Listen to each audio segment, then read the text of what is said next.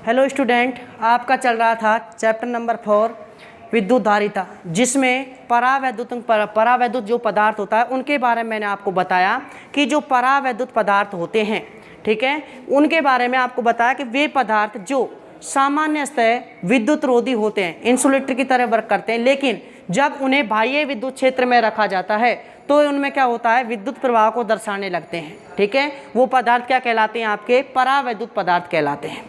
ठीक है, इतना हो चुका।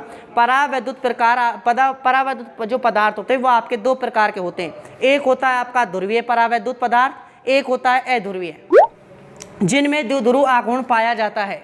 ठीक है, क्या पाया जाएगा, द्विध्रुव आघूर्ण पाया जाता है, वो ध्रुवीय परावैद्युत पदार्थ कहलाते हैं। और जिनमें द्विध्रुव आघूर्ण शून्य होगा वो अध्रुवीय परावैद्युत पदार्थ होंगे, अर्थात जिनमें धनावेश का केंद्र और ऋणावेश का केंद्र समपाती न होकर अलग अलग होता है वो ध्रुवीय होते हैं, और जिनमें धनावेश का केंद्र और ऋणावेश का केंद्र समपाती होता है वो क्या होते हैं, आपके अध्रुवीय परावैद्युत पदार्थ होते हैं। आज अपन देखेंगे कि जो परावैद्युत पदार्थ हैं वो बाह्य विद्युत क्षेत्र में कैसे विद्युत गुण दर्शाते हैं। तो आपके एक होगा ध्रुवीय परावैद्युत पदार्थ और एक होता है अध्रुवीय परावैद्युत पदार्थ। तो ध्रुवीय पदार्थों को जब बाह्य विद्युत क्षेत्र में रखा जाता है तो उनके क्या होगा, आप जानते हैं कि ध्रुवीय परावैद्युत पदार्थ वे पदार्थ होते हैं जिनमें धनावेश का केंद्र और ऋणावेश का केंद्र समपाती न होकर कोइंसाइड न होकर क्या होता है, अलग अलग होता है।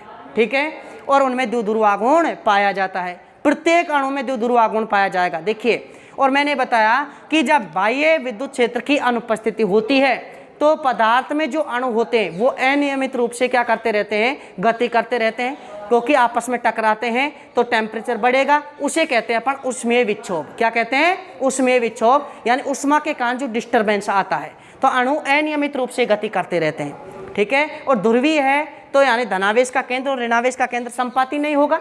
देखिए समझे, बाह्य विद्युत क्षेत्र की ये अनुपस्थिति है, इसमें क्या है कि इस पदार्थ में बहुत सारे अणु होंगे या नहीं होंगे।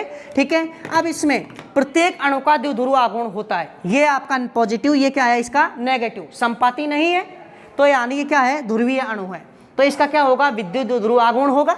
इसका विद्युत द्विध्रुव आघूर्ण क्या मान लिया अपन ने, P1 वेक्टर मान लिया। ठीक है, जिसकी दिशा कहाँ होगी, नेगेटिव से पॉजिटिव की ओर। तो बताओ ये इसकी दिशा को बता रहा है। ये दूसरा अणु, ये अनियमित गति होगी तो ऐसे तो है नहीं, संरेखित होंगे, किसी का द्विध्रुव आघूर्ण किधर की साइड होगा, किसी की साइड होगा। तो इसका देखिए इधर होगा, इसका द्विध्रुव आघूर्ण इधर होगा, किसी का इधर होगा, किसी का इधर होगा। ठीक है, जब इनका परिणामी द्विध्रुव आघूर्ण निकालते हैं तो यानी किसी की दिशा इधर है, किसी की इसी है, ऐसे रैंडम मोशन है, तो बताओ सबका जुड़ के कितना हो जाता है, 0 हो जाता है। ध्रुवीय अणु वे अणु होते हैं जिसमें प्रत्येक का तो द्विध्रुव आघूर्ण होता है, लेकिन किसी पदार्थ में संपूर्ण रिजल्टेंट द्विध्रुव आघूर्ण कितना होता है, 0 होता है।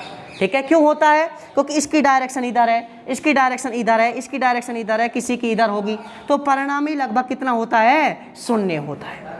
आ गया समझ में, यानी अनियमित गति है। लेकिन जब इन्हें बाह्य विद्युत क्षेत्र की उपस्थिति में रखा जाता है तो देखिए विद्युत क्षेत्र क्या होता है, विद्युत बल रेखाएं होती हैं जो पॉजिटिव से जाती है नेगेटिव पर समाप्त होती है। एक तरफ क्या होगा, पॉजिटिव होगा, दूसरी तरफ क्या होगा, नेगेटिव होगा।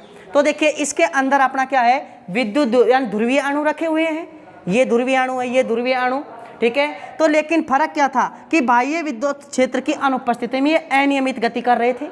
अब विद्युत क्षेत्र लगा दिया तो पॉजिटिव की तरफ कौन आकर्षित होगा, इस विद्युत ध्रुव में जो ये आपका अणु है ध्रुवीय, उसमें नेगेटिव किसकी ओर आकर्षित होगा, पॉजिटिव की ओर, और जो पॉजिटिव वो नेगेटिव की ओर। तो बताओ जो ये अनियमित गति थी इन तीनों की, तो पॉजिटिव नेगेटिव की ओर अट्रैक्शन करेगा और नेगेटिव पॉजिटिव की ओर अट्रैक्शन करेगा, तो ये पॉजिटिव किसकी ओर हो जाएगा, नेगेटिव की ओर। तो बताइए एक लाइन में हुए या नहीं हुए ये। ठीक है, तो इनका द्विध्रुव आघूर्ण निकालेंगे तो कहाँ होगा, परिणामी इधर ही निकलेगा, आएगा नहीं आएगा, नेगेटिव से पॉजिटिव की ओर। विद्युत क्षेत्र की दिशा भी कहाँ है, इधर ही है। ठीक है, पॉजिटिव से नेगेटिव की ओर, और विद्युत द्विध्रुव आघूर्ण की दिशा कहाँ होती है, नेगेटिव से पॉजिटिव की ओर। क्लियर है। नेक्स्ट देखिए, ये नेगेटिव भी पॉजिटिव की ओर अट्रैक्शन करेगा और ये पॉजिटिव किसकी ओर, नेगेटिव की ओर। तो बताओ ये भी एक रेखा में संरेखित हो जाएंगे। ये भी एक रेखा में, तो परिणामी जो द्विध्रुव आघूर्ण आएगा वो बताओ इस दिशा में आएगा या नहीं आएगा? तो यहाँ द्विध्रुव आघूर्ण शून्य नहीं होगा। इसमें प्रत्येक अणु का भी द्विध्रुव आघूर्ण होगा, तो रिजल्टेंट का भी क्या होगा? द्विध्रुव आघूर्ण होगा। द्विध्रुव आघूर्ण, परिणामी द्विध्रुव आघूर्ण शून्य नहीं होगा। क्यों नहीं होगा? क्योंकि जब बाह्य विद्युत क्षेत्र की उपस्थिति होती है तो सभी जो अणु होते हैं पदार्थ के वो एक रेखा में क्या हो जाते हैं? संरेखित हो जाते हैं। क्यों हो जाते हैं? पॉजिटिव की तरफ नेगेटिव अट्रैक्शन होता है और नेगेटिव की ओर पॉजिटिव आकर्षण होता है, जिससे एक लाइन में क्या हो जाते हैं? संरेखित हो जाते हैं, जिससे इनका परिणामी द्विध्रुव आघूर्ण 0 नहीं होता। ये अब समझ में आ गया बाह्य विद्युत क्षेत्र का क्या यानी क्या आपका इफेक्ट है। यानी बाह्य विद्युत क्षेत्र नहीं रहता है तो प्रत्येक अणु का तो द्विध्रुव आघूर्ण होगा, पर अनियमित गति के कारण रिजल्टेंट द्विध्रुव आघूर्ण कितना होगा? 0। लेकिन जब बाह्य विद्युत क्षेत्र की उपस्थिति होती है, एक्सटर्नल इलेक्ट्रिक फील्ड होता है, तो क्या होता है? प्रत्येक अणु का भी द्विध्रुव आघूर्ण होगा, वो एक रेखा में अणु संरेखित होकर द्विध्रुव आघूर्ण, एक परिणामी द्विध्रुव आघूर्ण दर्शाते हैं, यानी द्विध्रुव आघूर्ण शून्य नहीं होता, रिजल्टेंट यानी परिणामी। ठीक है, ये तो किसका हुआ? देखिए ये लिख रहा है, जब इन पदार्थों को बाह्य विद्युत क्षेत्र की उपस्थिति में रखा जाता है तो इन पदार्थों का प्रत्येक अणु पर एक बल आघूर्ण लगता है। बल आघूर्ण का मतलब क्या है? वही अट्रैक्शन फोर्स है कि इस जो ये दे रखा है भाई, ये पॉजिटिव और नेगेटिव है, तो ये विद्युत द्विध्रुव है एक तरह से। ठीक है, इसको ये घुमाएगा तो घुमाने में जो फोर्स लगता है उसको किससे डिनोट करते हैं अपन? बल आघूर्ण से कहते हैं। विद्युत ध्रुवों को घुमाने में जो बल लगता है वो किसे? बल आघूर्ण कहलाता है। तो यानी इन इस अणु पर भी ये ऐसे था, देखिए ऐसे है, इसको ऐसे घुमाएगा तो क्या लगेगा? बल आघूर्ण। और बल आघूर्ण लगता है जिसके कारण ये एक रेखा में क्या हो जाते हैं? संरेखित हो जाते हैं। ठीक है, जब एक रेखा में संरेखित हो जाएंगे तो इनका संपूर्ण पदार्थ का जो द्विध्रुव आघूर्ण है वो 0 नहीं होगा, इसका कुछ न कुछ द्विध्रुव आघूर्ण पाया जाएगा। ये क्या है? बाह्य विद्युत क्षेत्र की उपस्थिति में ध्रुवीय अणुओं का व्यवहार है। क्या व्यवहार है? कि इस जो रिजल्टेंट है, जो इलेक्ट्रिक डाइपोल मोमेंट है वो शून्य नहीं होता। किसकी उपस्थिति में? बाह्य विद्युत क्षेत्र की उपस्थिति में। यानी बाह्य विद्युत क्षेत्र लगाएंगे तो प्रत्येक अणु एक रेखा में संरेखित हो जाएगा। ठीक है, ये तो है आपका ध्रुवीय अणु। क्या है? ध्रुवीय अणु। नेक्स्ट बात करते हैं, वो है आपका अध्रुवीय अणु, कि अध्रुवीय अणुओं का बाह्य विद्युत क्षेत्र की उपस्थिति में क्या व्यवहार होता है उनका। ठीक है, और आप जानते हैं अध्रुवीय अणु क्या होते हैं? कि जिनका धनावेश का केंद्र और ऋणावेश का केंद्र क्या होता है? संपाती होता है, जिनमें प्रत्येक अणु का द्विध्रुव आघूर्ण कितना होता है? शून्य होता है। क्या होता है? शून्य। ये अध्रुवीय परावैद्युत पदार्थ होते हैं। अब बाह्य विद्युत क्षेत्र में रखा जाएगा तो देखिए होगा क्या? ये आपका क्या है? पॉजिटिव, और ये क्या है? नेगेटिव। धनावेश का केंद्र और ऋणावेश का केंद्र क्या है इसमें? संपाती। तो ये क्या है? अध्रुवीय परावैद्युत पदार्थ है। जब इस पर बाह्य विद्युत क्षेत्र की उपस्थिति होगी, ये क्या है आपका? बाह्य विद्युत क्षेत्र होगा। तो बताओ ये नेगेटिव संपाती था, लेकिन जैसे ही इलेक्ट्रिक फील्ड लगाया तो बताओ इनका केंद्र आपस में खिसकेगा या नहीं खिसकेगा? देखो ये कहाँ खिसकेगा? इधर की ओर। और ये कहाँ खिसकेगा? इधर की ओर। तो बताओ ये कैसे हो जाएंगे बाह्य विद्युत क्षेत्र की उपस्थिति में? ये नेगेटिव और ये क्या हो जाएगा? पॉजिटिव। तो बताइए इसमें ये आपके यहाँ से धनावेश का केंद्र और ऋणावेश का केंद्र क्या हो गया? अलग अलग हो गया। तो बताइए अध्रुवीय से क्या बन गया? ध्रुवीय बन गया। और ध्रुवीय बन गया तो इसका क्या होगा? इलेक्ट्रिक यानी इलेक्ट्रिक डाइपोल मोमेंट होगा, विद्युत द्विध्रुव आघूर्ण होगा। तो यानी अध्रुवीय में अणुओं में भी बाह्य विद्युत क्षेत्र की उपस्थिति में द्विध्रुव आघूर्ण उत्पन्न हो जाता है। ठीक है, अब बाह्य विद्युत क्षेत्र की दिशा कहाँ है? पॉजिटिव से नेगेटिव की ओर। ये बाह्य विद्युत क्षेत्र है आपका। ठीक है, अगर जो अंदर हुआ, अंदर इलेक्ट्रिक फील्ड जनरेट हुआ, भाई ये नेगेटिव बना, ये क्या बना? पॉजिटिव बना। तो अंदर इलेक्ट्रिक फील्ड की दिशा कहाँ होगी? पॉजिटिव से नेगेटिव की ओर। ये ध्यान रखना, विद्युत द्विध्रुव आघूर्ण की दिशा नेगेटिव से पॉजिटिव की ओर होती है, बट विद्युत क्षेत्र की दिशा हमेशा पॉजिटिव से नेगेटिव की ओर। तो इसके अंदर जो इंटरनल इलेक्ट्रिक फील्ड होगा वो कहाँ होगा? इधर होगा।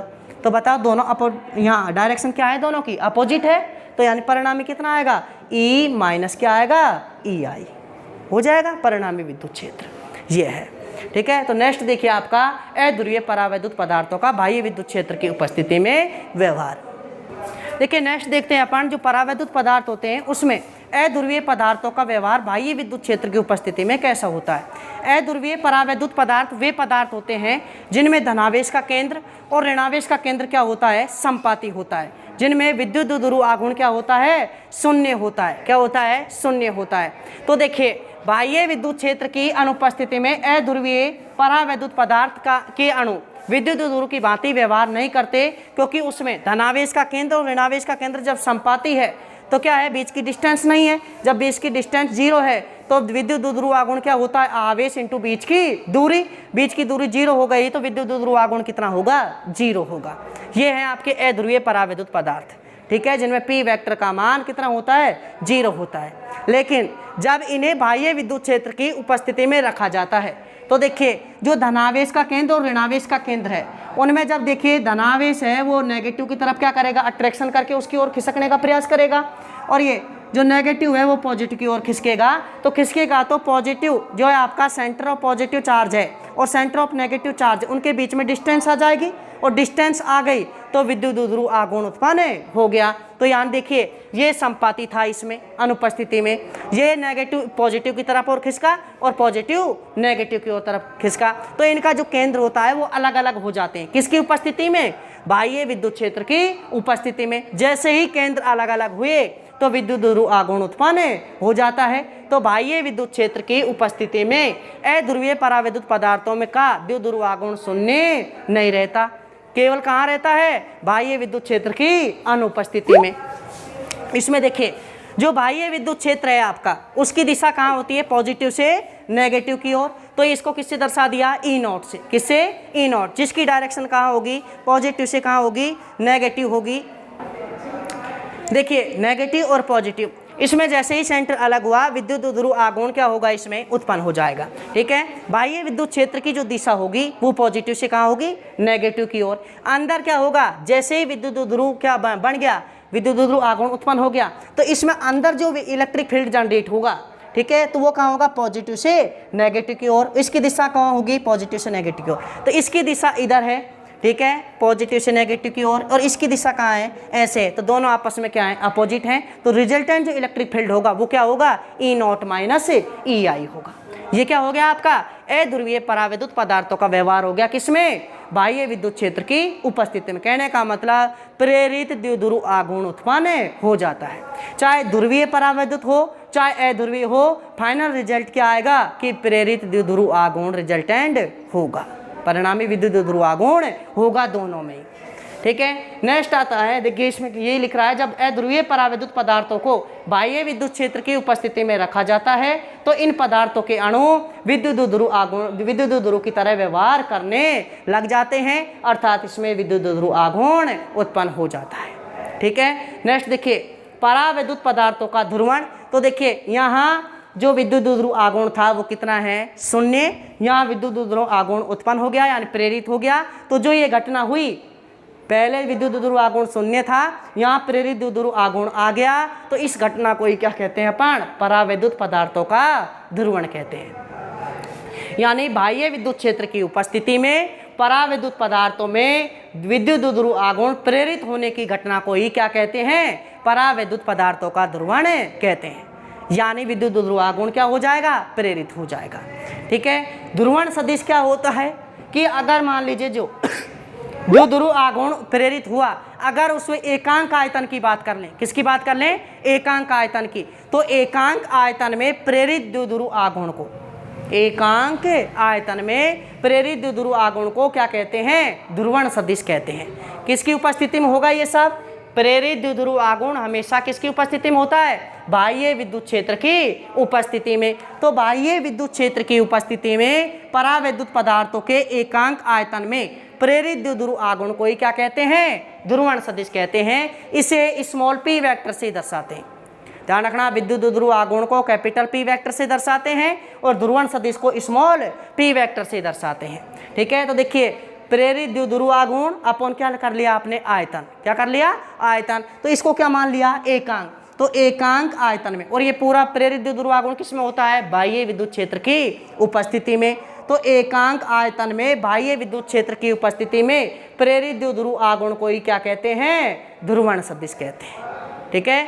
लास्ट डेफिनेशन और बची है, रेखिक समदैशिक। देखिए वर्ड में ही पता लग रहा है, देखिए रेखिक का मतलब लीनियर होता है यानी एक लाइन में। अब किस किस की बात हो रही है, एक तो बाह्य विद्युत क्षेत्र और एक विद्युत द्विध्रुव आघूर्ण। अगर दोनों एक लाइन में होते हैं अर्थात दोनों की दिशा क्या होती है, एक होती है, ठीक है। यानी समदैशिक का मतलब क्या है, दिशा समान होती है, अर्थात दोनों आपस में क्या होते हैं, समानुपाती होते हैं। तो वो पदार्थ क्या कहलाते हैं, रेखिक समदैशिक परावैद्युत पदार्थ, यानी वे पदार्थ जिनमें बाह्य विद्युत क्षेत्र ई वेक्टर तथा ध्रुवण सदिश बोले पी वेक्टर। और ध्रुवण सदिश क्या होता है?